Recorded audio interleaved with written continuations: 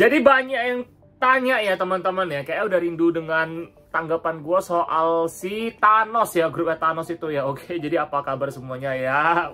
Semoga ya, gue nggak tahu masih berapa orang yang tersisa ya semenjak video gue yang kemarin gue bahas tuh dirilis. Oke, nah kalau dari gue sendiri pribadi ya, ya tunggu aja lah ya kelanjutannya. Kalau gue sih pribadi kayak gitu ya, selalu gue ngomong di live dan hampir tiap hari gue nge-live itu pasti pertanyaannya sama ya.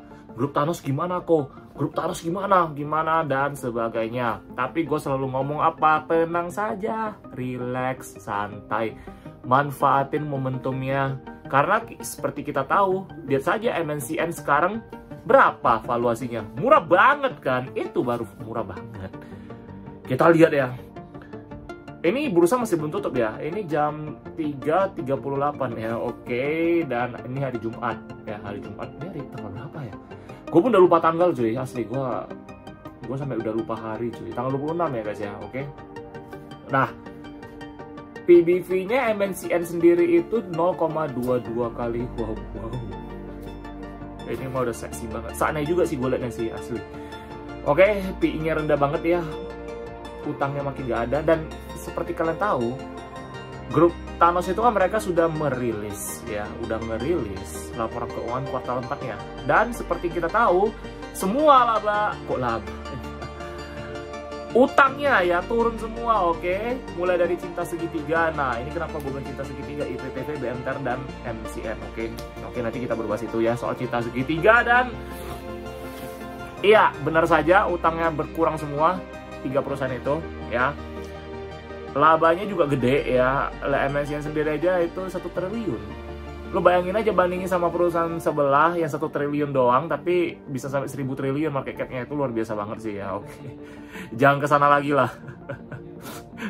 Jangan kesana lagi. Ini ini banyak mancing ini. Jangan kesana lagi, kalian tahu sendiri lah ya. Ini nama bisnis lah ya. Oke. Dan terus IPTV sendiri itu adalah 0,28 kali ya, oke. Jadi dari ketiga itu paling murah tuh MNCN. Nah, kenapa gue bilang cinta segitiga? Kalian udah nampak belum sih berita terbarunya? Oke, pada tanggal 17 Januari tahun 2024 ini ya. Dan itu di sana ditulis bahwasannya untuk merger nanti BMTR sama MNCN, terus IPTV oleh MNCN. Ditulis di sana, jelas banget ya, oke. Dan jadi itu kan udah gue prediksi sejak awal ya. Di video gue yang sebelumnya, gue membuat teori liar mungkin bisa merger 3-in-1. Dan benar saja ya, kabar itu keluar langsung ya, berita udah banyak. Tapi kenapa sampai nggak terbang bang? Ya karena orang-orang udah takut gitu loh. Orang-orang mau tunggu kepastian, beneran nggak nih merger semua ini? Atau gimana? Jadi kita harus nunggu RUPS dulu ya, lihat kelanjutannya gimana. Jadi RUPS ini kan nanti gue bakal ikutin ya IPTV doang sih. Kalau gue pribadi gue di sana karena itu bagi gue tuh kartu as ya. Kenapa gue bilang seperti itu? Karena gue udah ngerancang lah ya mereka tuh mau ngapain. Karena pada di awalnya, pada dasarnya ya, waktu gue sebelum masuk ini, gue masuk di IPTV itu bulan 4 awal atau bulan 3 akhir kira-kira segitu ya. Pas sahamnya itu gocap, gue itu coba nge-analisa. Gue agak curiga karena kenapa? IPTV itu aset gede sebelum dijual ya. Nah, gue ngecek ini sih doesn't make sense gitu loh ya. Gua memprediksi di awal tahun ini pasti bakal ada sesuatu sih gitu loh ya. Gue lihat ini bakal ada sesuatu terjadi dengan aset sebesar ini. Kalau tidurin di 50 doesn't make sense at all gitu loh. Dan benar saja nggak selang berapa lama, kalau nggak salah kan BMTR ngelego saham MNCN kan, tapi mereka malah di berita udah ada tuh kan, malah kayak beli lagi sama IPTV gitu loh. Jual MNCN, beli IPTV, nambah porsi. Sekarang jadi 60% ya BMTR ya. Makanya gue mikir nih, lu itu mau merger BMTR mau merger MNCN ya atau IPTV-nya? Oke, itu udah satu langkah, udah gue prediksi bakal terjadi sesuatu. Dan yang di luar dugaan gue sampai bingung sendiri nih. Gue bilang dengan aset sebesar ini pasti bakal something happen. Beneran saja kemarin mereka itu ngejual ya asetnya itu sebesar 3,3 triliun ya kalau nggak salah ya, ke Indosat itu kan kalau nggak salah ya. Correct me if I'm wrong ya guys, disclaimer on ya. Ini bukan ajakan jual tuh membeli satu saham ya. Untung rugi tanggung sendiri, oke. Ini base dari analisa gue, oke. Kalau nggak salah segitu lah dijual ya. Dan pembayarannya itu secara bertahap. Nah, tujuan ngejualin ini apa? Kalau dari gue pribadi ya, gue menganalisa saham ini ya. Kenapa gue bilang kartu as? Karena di sana kan mereka lagi banyak, gimana bilangnya, lagi banyak corporation juga kan sebenarnya kan, tapi nggak di public terlalu banyak sih, cuman dikit-dikit lah di berita gitu loh. Sama kalau dilihat dari neracanya gitu kan, mereka lagi ada mau ngakuisisi data center kan, IPTV gitu kan. Ya udah gitu loh, gue mikir, wah kok kemarin kok nggak salah pas gue nge-live sampai ada bilangin, aku ini kok bisa kayak melihat masa depan gitu loh. Gue cuma manusia biasa cuy, gue cuman cara gini ya. Jadi gue kasih tau kalian cara gue gimana sih bisa ngeprediksi ini semua ya.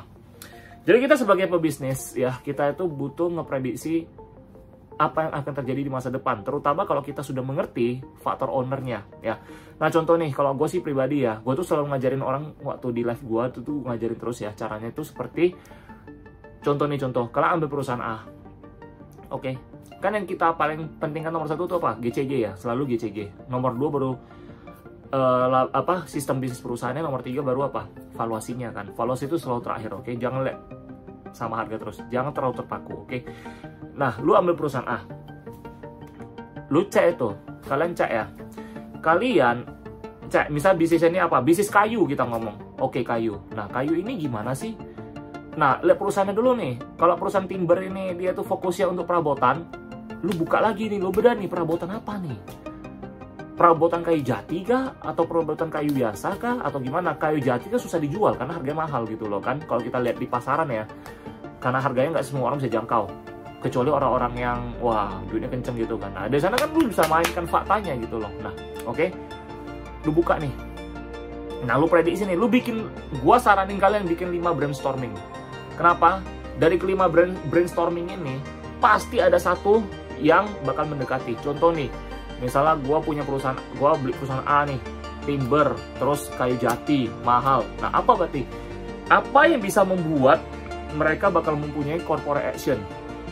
Either bagi dividen kayak, either labanya naik kayak, either apa. Mungkin yang pertama gue mikir nih, oke, kepemilikan perusahaan mungkin di masyarakat cuma 12% nih. Wah, ini mah oke, kita itu 12% ya. Terus valuasi murah kita bilang cuma 0,3 kali nih, oke. Sahamnya nggak kemana-mana nih, di situ-situ aja. Labanya, PI-nya cuma 3 kali, labanya gede gitu kan. Tapi kok sahamnya nggak kemana-mana nih. Nah, terus utang kecil, kita contoh aja kan. Nah, kalian mikir nih, oke, ini apa yang bakal bisa menyebabkan perusahaannya bisa naik? Ya, sahamnya ya. Karena seperti kita ketahui, labanya besar gitu kan. Nah, cara gue kayak gini. Pertama, gue bakal lihat asetnya dulu nih. Nah, kalau asetnya banyak, kan di dalam laporan keuangan tuh pasti bakal ada itu. Kayak afiliasi ke mana-mana aja gitu loh. Oke, kalau gue sih gue bisa lihat. Oke, kok dia ada afiliasi ke sini, terus kita lihat nih, supplier terbesarnya siapa? Atau consumer terbesarnya siapa yang minta dari sini. Oke, kita lihat nih. Nah, mungkin kemungkinan pertama gue bakal bilang, kemungkinan besar perusahaan ini bakal diakuisisi sama consumernya. Karena mereka tuh intens banget menilik dari laporan keuangannya. Itu yang pertama, brainstorming gue. Yang kedua, oke, di masyarakat ini cuma 12% nih. Terus mungkin di data, karena bisa ngecek laporan keuangannya, dalam sana kan ada kepemilikan sahamnya, dan 5% itu nggak nampak ya, tapi kan beberapa kan yang sebelum 5% masih ada gitu loh kan. Lu lihat nih, kayaknya di tahun-tahun sebelumnya nggak ada nama perusahaan ini deh. Kok tiba-tiba ada nama perusahaan ini ya? Ada kemungkinan bakal dibeli semua sahamnya. Terus di buyback.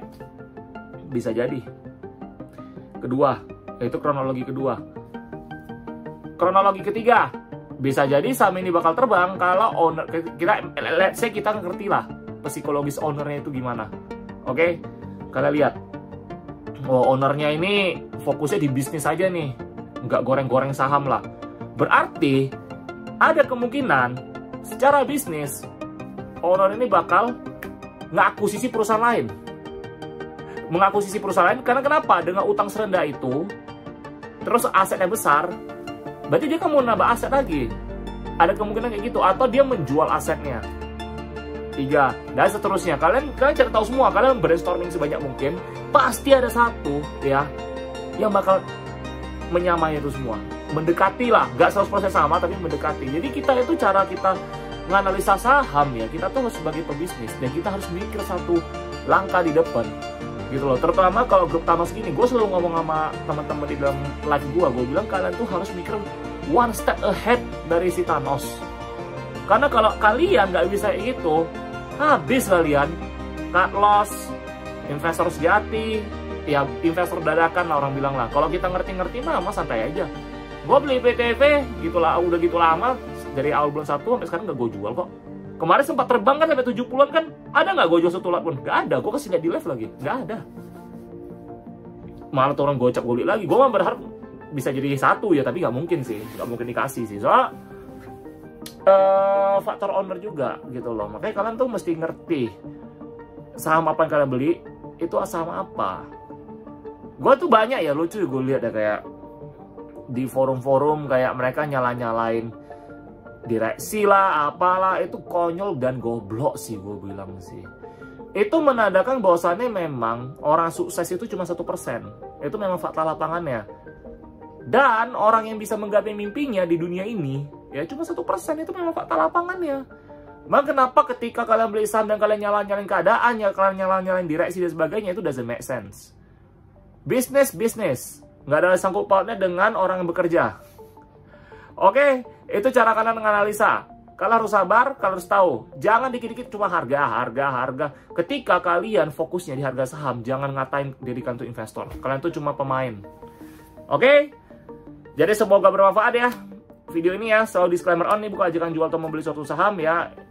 Ini cuman edukasi dan gue cuma sharing buat kalian semua ya. Jadi semoga ya, tapi untungnya sih masih banyak teman-teman gue di grup ya kan. Gue ada grup Telegram ya. Untuk sekarang sih gue masih ada 1, nanti gue bakal buka yang kedua lagi ya, kalian bisa join, nanti gue taruh link ya. Oke, nah untungnya teman-teman di sini gue selama nge-live mereka analisis banget dan kita sefrekuensi semua ya. Bahwasannya mereka memang fokus ke bisnisnya, itu the best ya.